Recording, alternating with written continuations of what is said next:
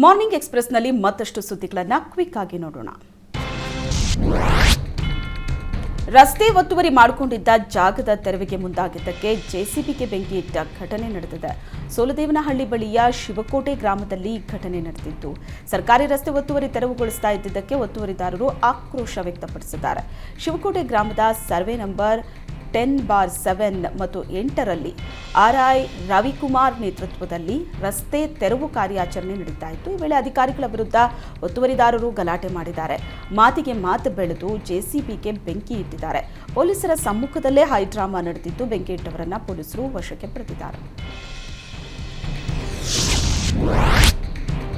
ಕರ್ತವ್ಯ ನಿರತ ಪೊಲೀಸರ ಮೇಲೆ ಹಲ್ಲೆ ನಡೆಸಿದವರನ್ನ ಬಂಧಿಸಲಾಗಿದೆ. ಫೈಜಾ ಖಾನ್, ದರ್ಶನ್, ಇರ್ಫಾನ್, ಮೊಯಿನ್, ಇಮ್ರಾನ್ ಮತ್ತು ಚಿನ್ನಿ ಅನ್ನೋರನ್ನ ಅರೆಸ್ಟ್ ಮಾಡಲಾಗಿದೆ. Railway ಬೀಟ್ನಲ್ಲಿದ್ದ police constable Satish Chandra ಎಂಬಾತನ ಮೇಲೆ ಹಲ್ಲೆ ನಡೆಸಲಾಗಿತ್ತು.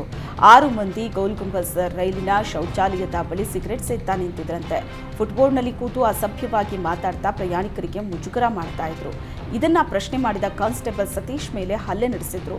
ಈ ಹಿನ್ನೆಲೆ 6 ಮಂದಿಯನ್ನು ವಶಕ್ಕೆ ಪಡೆಯಲಾಗಿದೆ. ಮ್ಯಾಟ್ರಿಮೋನಿಯಲ್ ವೆಬ್ಸೈಟ್ಗಳಲ್ಲಿ ನಕಲಿ ಖಾತೆ ಸೃಷ್ಟಿಸಿಕೊಂಡು ವಂಚಿಸ್ತಾ ಇದ್ದ ಆರೋಪಿಯನ್ನ ಪೊಲೀಸರು ಬಂಧಿಸಿದ್ದಾರೆ. 250 ಮಹಿಳೆಯರಿಗೆ ಮದುವೆ ಆಗೋದಾಗಿ ವಂಚನೆ ಮಾಡಿದ್ದ ನರೇಶ್ ಪುರಿ ಗೋಸ್ವಾಮಿಯನ್ನ ಬಂಧಿಸಲಾಗಿದೆ. ಮಹಿಳೆಯರನ್ನ ಗುರುತಿಸಿ ಫೋನ್ ಮೂಲಕ ಮಾತಾಡಿ ಅವರೊಂದಿಗೆ ಸಲುಗೆ ಬೆಳೆಸಿ ಮದುವೆ ಆಗೋದಾಗಿ ನಂಬಿಸ್ತಾ ಇದ್ದ. ರಾಜಸ್ಥಾನದ 56, ಉತ್ತರ ಪ್ರದೇಶದ 32, ದೆಹಲಿಯ 32, ಕರ್ನಾಟಕದ 17, ಮಧ್ಯಪ್ರದೇಶದ 16, ಮಹಾರಾಷ್ಟ್ರದ 13, ಗುಜರಾತ್ನ 11 ಮಹಿಳೆಯರಿಗೆ ವಂಚಿಸಿರುವುದಾಗಿ ತನಿಖೆ ವೇಳೆ ಪತ್ತೆಯಾಗಿದೆ. ಬೆಂಗಳೂರಿನಲ್ಲಿ ಮಹಿಳೆಗೆ ಬೆದರಿಸಿ ಹಣ ಪಡೆದ ಪ್ರಕರಣದಡಿ 4 ಪೊಲೀಸರನ್ನ ಅಮಾನತು ಮಾಡಿ ಪೊಲೀಸ್ ಕಮಿಷನರ್ ದಯಾನಂದ್ ಆದೇಶಿಸಿದ್ದಾರೆ. ಜೀವನ್ ಭೀಮಾನಗರ ಸಂಚಾರ ಠಾಣೆ ಇನ್ಸ್ಪೆಕ್ಟರ್ ವೆಂಕಟಾಚಲಪತಿ, ಹೆಡ್ ಕಾನ್ಸ್ಟೇಬಲ್ಗಳಾದ ಗಿರೀಶ್, ಹುಚ್ಚು ಸಾಬ್ ಮತ್ತು ಕಾನ್ಸ್ಟೇಬಲ್ ಬಸಪ್ಪನನ್ನ ಸಸ್ಪೆಂಡ್ ಮಾಡಲಾಗಿದೆ. ಕಳೆದ ಶನಿವಾರ ಇಸ್ರೋ ಜಂಕ್ಷನ್ ಬಳಿ ಡ್ರಂಕ್ ಅಂಡ್ ಡ್ರೈವ್ ತಪಾಸಣೆ ವೇಳೆ ಪಾನಮತ್ತ ಚಾಲನೆ ಮಾಡಿರುವುದಾಗಿ ಮಹಿಳೆಗೆ ಬೆದರಿಸಿ ಫೋನ್ಪೇ ಮೂಲಕ ಹಣ ಪಡೆದಿದ್ರು.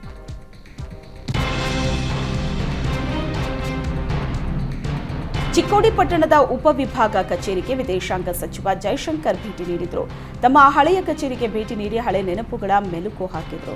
1977-78ರಲ್ಲಿ ಚಿಕ್ಕೋಡಿಯಲ್ಲಿ ಪ್ರೊಫೆಷನರಿ ಎಸಿಯಾಗಿ ಎಸ್ ಜೈಶಂಕರ್ ಕೆಲಸ ನಿರ್ವಹಿಸಿದ್ರು. ಇಲ್ಲಿನ ಕೆಲ ಸಿಬ್ಬಂದಿ ನನಗೆ ಕನ್ನಡ ಕಲಿಸ್ತಾ ಇದ್ರು ಅಂತ ಹಳೆ ದಿನಗಳನ್ನ ನೆನೆದರು.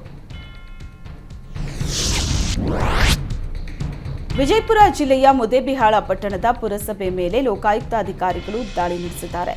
ಕಾಮಗಾರಿಗಳಲ್ಲಿ ಭ್ರಷ್ಟಾಚಾರ ನಡೆಸುತ್ತಿದ್ದಾರೆ ಅನ್ನೋ ದೂರು ಕೇಳಿ ಬಂದ ಹಿನ್ನೆಲೆ ಅಧಿಕಾರಿಗಳು ದಾಳಿ ನಡೆಸ್ತಾ ಇದ್ದಾರೆ. ಲೋಕಾಯುಕ್ತ ಡಿವೈಎಸ್ಪಿ ಸುರೇಶ್ ರೆಡ್ಡಿ ನೇತೃತ್ವದಲ್ಲಿ ದಾಳಿ ನಡೆಸಲಾಗಿದೆ.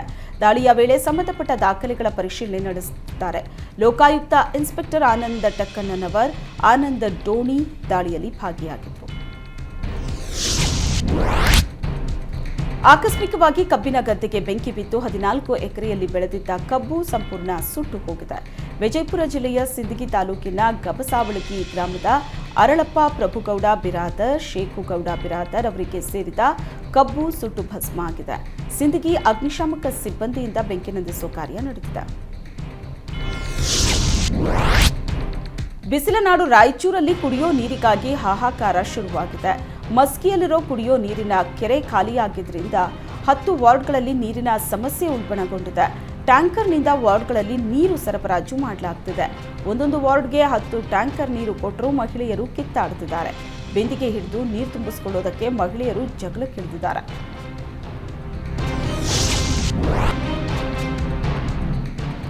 ಆನೇಕಲ್ ತಾಲೂಕಿನಲ್ಲಿ ಕೊಲೆ ಪ್ರಕರಣಗಳು ಹೆಚ್ಚಾದ ಹಿನ್ನೆಲೆ ಆನೇಕಲ್ ಉಪವಿಭಾಗದ 7 ಠಾಣೆಗಳ ಸುಮಾರು 147 ಮಂದಿ ರೌಡಿಗಳ ಪರೇಡ್ ಮಾಡಲಾಯಿತು.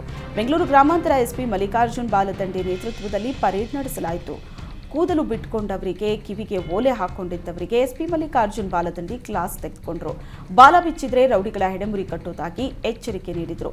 ಒಳ್ಳೆ ರೀತಿ ಜೀವನ ನಡೆಸಿದ್ರೆ ಗೌರವಿಸ್ತೀವಿ, ಸಮಾಜದಲ್ಲಿ ಅಶಾಂತಿ ಮೂಡಿಸೋದಕ್ಕೆ ಯತ್ನಿಸಿದ್ರೆ ಗೂಂಡಾ ಕಾಯ್ದೆ, ಗಡಿಪಾರಿಗೆ ಶಿಫಾರಸು ಮಾಡಲಾಗುವುದು ಅಂತ ಎಚ್ಚರಿಕೆ ಕೊಟ್ಟರು.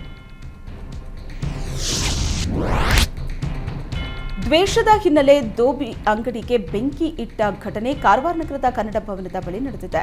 ಉತ್ತರ ಕನ್ನಡ ಜಿಲ್ಲೆಯ ಕಾರವಾರದ ಮುಕ್ಕಣ್ಣ ಮಡಿವಾಳ ಅನ್ನೋರಿಗೆ ಸೇರಿದ ಅಂಗಡಿ ಬೆಂಕಿಗೆ ಆಹುತಿಯಾಗಿದೆ. ರಾತ್ರಿ 1 ಗಂಟೆ ವೇಳೆಗೆ ಬೆಂಕಿ ಇಟ್ಟಿದ್ದು ಸ್ಥಳೀಯರು ಬೆಂಕಿ ನಂದಿಸಿದ್ದಾರೆ. ಅಂಗಡಿಯಲ್ಲಿದ್ದ ಬಟ್ಟೆ ಸಂಪೂರ್ಣವಾಗಿ ಬೆಂಕಿಗಾಹುತಿಯಾಗಿದೆ. ಜಗಳ ಮಾಡಿಕೊಂಡಿದ್ದ ಹಿನ್ನೆಲೆ ನೆರೆಯಾತನೇ ಅಂಗಡಿಗೆ ಬೆಂಕಿ ಇಟ್ಟಿದ್ದು ಸಿಸಿ ಕ್ಯಾಮೆರಾದಲ್ಲಿ ನೆರೆಮನೆಯವನ ಕೃತ್ಯ ಸೆರೆಯಾಗಿದೆ. ವಿಧಾನಸೌಧದಲ್ಲಿ ಪಾಕ್ ಪರ ಘೋಷಣೆ ಕೂಗಿದ್ದನ್ನು ಖಂಡಿಸಿ ಆನೇಕಲ್ ಪಟ್ಟಣದಲ್ಲಿ ಬಿಜೆಪಿ ಕಾರ್ಯಕರ್ತರು ಪ್ರತಿಭಟಿಸಿದ್ದಾರೆ.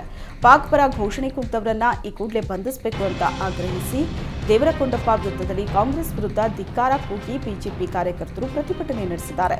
ಸೈಯದ್ ನಾಸೀರ್ ಅವರ ರಾಜ್ಯಸಭಾ ಸದಸ್ಯ ಸ್ಥಾನಕ್ಕೆ ರಾಜೀನಾಮೆ ನೀಡಬೇಕು ಅಂತ ಆನೇಕಲ್ ಬಿಜೆಪಿ ಮಂಡಲ ಅಧ್ಯಕ್ಷ ಎನ್ ಮುನಿರಾಜು ಗೌಡ ಆಕ್ರೋಶವನ್ನು ವ್ಯಕ್ತಪಡಿಸಿದ್ದಾರೆ. ಬೈಕ್ ಸವಾರ ಕೆಎಸ್ಆರ್ಟಿಸಿ ನೌಕರನ ಮೇಲೆ ಹಲ್ಲೆ ಮಾಡಿರೋ ಘಟನೆ ಗೊರಗುಂಟೆಪಾಳ್ಯದಲ್ಲಿ ನಡೆದಿದೆ.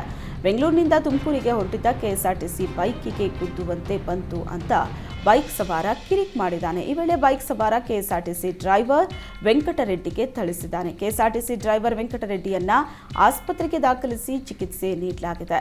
ಸದ್ಯ ಬೈಕ್ ಸವಾರನನ್ನ ಆರ್ಎಂಸಿ ಪೊಲೀಸರು ವಶಕ್ಕೆ ಪಡೆದಿದ್ದಾರೆ. ಶಿವಮೊಗ್ಗ ಗೋಪಾಲಗೌಡ ಬಡಾವಣೆಯಲ್ಲಿ ಕರಡಿ ಪ್ರತ್ಯಕ್ಷ ಆಗಿದ್ದು ಸಾರ್ವಜನಿಕರಲ್ಲಿ ಆತಂಕಕ್ಕೆ ಕಾರಣವಾಗಿದೆ. ವಾಕಿಂಗ್ಗೆ ಹೋಗಿದ್ದ ವ್ಯಕ್ತಿಯೊಬ್ಬನನ್ನ ಕರಡಿ ಪರಿಚಿದೆ. ಅರಣ್ಯ ಇಲಾಖೆ ಅಧಿಕಾರಿಗಳಿಂದ ಕರಡಿ ಹಿಡಿಯೋದಕ್ಕೆ ಹರಸಾಹಸ ನಡೆದಿದೆ. ಡಿವಿಜಿ ಪಾರ್ಕ್ ಬಳಿಯ ಪೊದೆಯೊಂದರಲ್ಲಿ ಕರಡಿ ಅಡಗಿ ಕೂತಿದೆ.